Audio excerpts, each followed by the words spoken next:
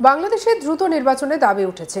অন্তর্বর্তী সরকারের প্রধান উপদেষ্টা মোহাম্মদ ইউনূস জাপান সফরে গিয়ে অবশ্য বলেছেন, কেবলমাত্র একটি রাজনৈতিক দলই ডিসেম্বরের মধ্যে নির্বাচন চেয়েছে।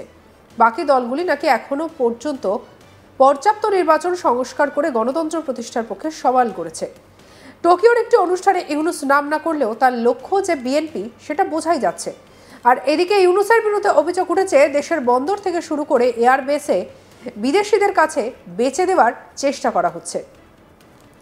এমনকি তিনি প্রধান উপদেষ্টা হওয়ার পর থেকে ৮ মাস ক্ষমতায় থাকলেও তার উপর যে দায়িত্ব দেওয়া হয়েছিল তার কোনোটিই তিনি এখনো পর্যন্ত পালন করতে পারেননি। সংবিধান সংস্কার থেকে শুরু করে নির্বাচন প্রক্রিয়ার সংস্কার সবকিছুই এখনো চলছে।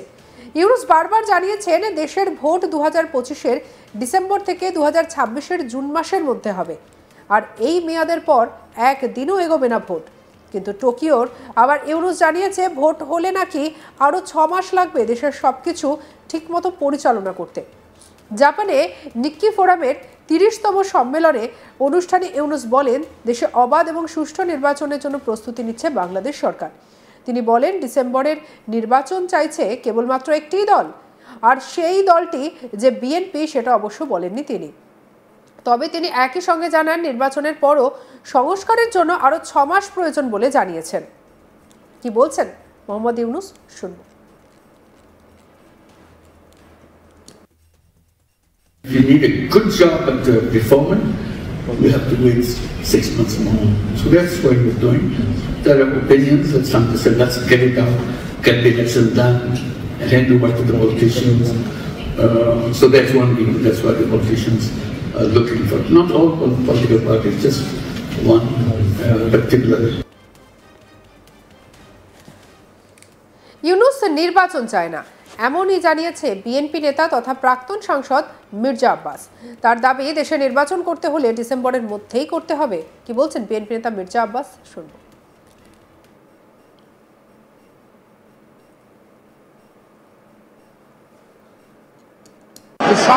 সংস্কার করতে করতে বর্তমান সরকার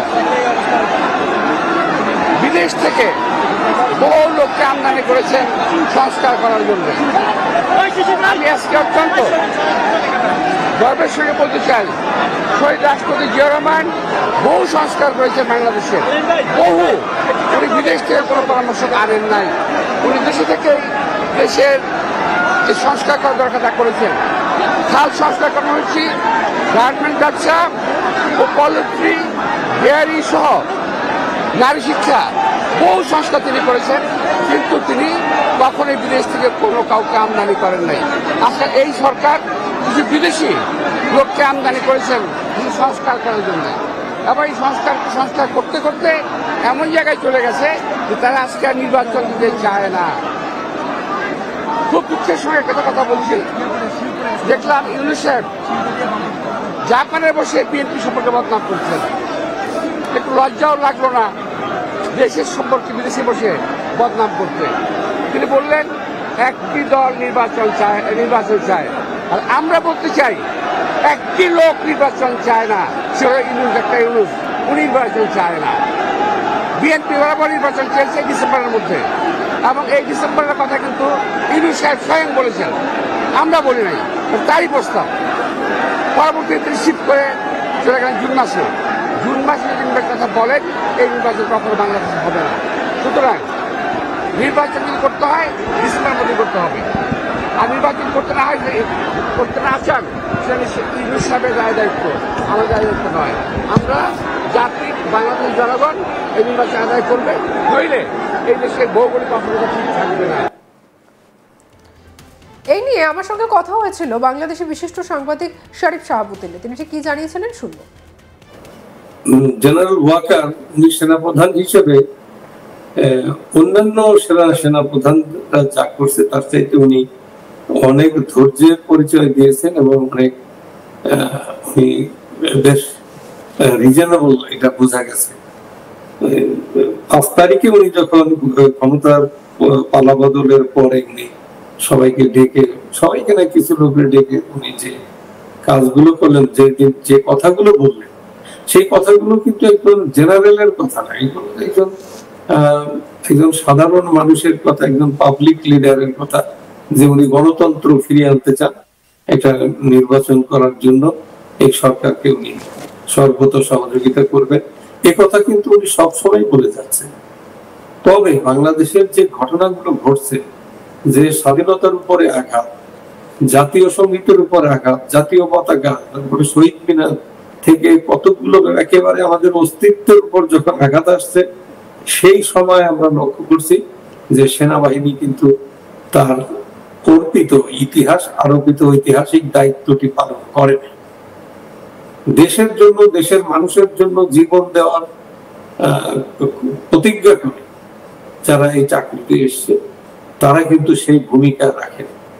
বাংলাদেশ বিরোধী যেসব অপতৎপরতা এখানে আমরা দেখলাম, বিশ্ববাসী দেখলো, সেই হিসেবে যে ব্যবস্থা নেওয়া দরকার, যেভাবে রিয়েক্ট করা দরকার, সেইভাবে সেনাপ্রধান রিয়েক্ট করেনি।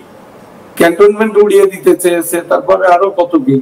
তো তারপরে সেনাপ্রধানের যে ধৈর্য লক্ষ্য করছি, এটা রক্ত মাংসের মানুষের ভিতরে এত ধৈর্য থাকে আমার এই প্রথম দেখলাম, এবং বিশেষ করে একজন সেনাপ্রধান। তো যাই হোক, তাকে ধন্যবাদ দেওয়াই দরকার। তো উনি কি করবেন সেটা আসলে উনি জানেন, ওনার ভিতরে কি চায়। উনি কি একেবারে সবকিছু পচিয়ে সবকিছু শেষ করে দিয়ে মানুষ যখন আর কোনো পথ থাকবে না, তখনই কেবল বলবে যে আচ্ছা ঠিক আছে, কিছু করার নাই কারো কিছু, তখন ঠিক আছে দায়িত্ব নিলাম, এরকম একটা সময় হতেও পারে, নাও হতে পারে। উনি এ পর্যন্ত যা কিছু বলছেন সে কিছু একটা দ্রুত সময়ের মধ্যে নির্বাচন হয়ে যাবে। তো নির্বাচন হলে তো একটা গণতান্ত্রিক সরকার আসবে, গণতন্ত্র প্রিভেল করবে। তো আসলে উনি কি করবেন, এই কি করবেন কথাটার উত্তর কিন্তু শুধু উনিই জানেন। আমরা অনুমান করে অনেক কিছু ব্যাখ্যা করতে পারি যে এটা হতে পারে, ওইটা হতে পারে, এটা হলে ওইটা হবে, এরকম আমরা কিছু ব্যাখ্যা করতে পারি, কিন্তু আসলে যে কাজটা উনি করবে সেটা একমাত্র উনিই জানেন। বেশ, সম্প্রতি এনসিপির পক্ষ থেকে একটা দাবি করা হয়েছে যে সেনাপ্রধান বা সেনাবাহিনী রাজনীতির মধ্যে ঢুকে যাচ্ছেন। এই যে সেনাপ্রধান বলছেন যে ডিসেম্বরের মধ্যে ভোট করাতে হবে, এই কথা তিনি বলতে পারেন না, এটা সেনার এখতিয়ারের মধ্যে পড়ে না। বাংলাদেশের সেনার এখতিয়ার সম্পর্কে জানতে চাইবো, বা এই যে দাবি করা হয়েছে এনসিপির পক্ষ থেকে, এটা কি সঠিক দাবি? এটা একটা আহম্মকের মতো কথা বলছে। ওরা পিছনে না তাকাই কথা বলে, ওদেরকে ক্ষমতায় কে বসেছে? সেনাপ্রধান এগিয়ে না আসলে রাষ্ট্র। সঙ্গে রাখুন আজ তাক বাংলার ইউটিউব চ্যানেলকে। অন্যান্য খবরের জন্য লাইক, কমেন্ট, শেয়ার, সাবস্ক্রাইব করতে ভুলবেন না।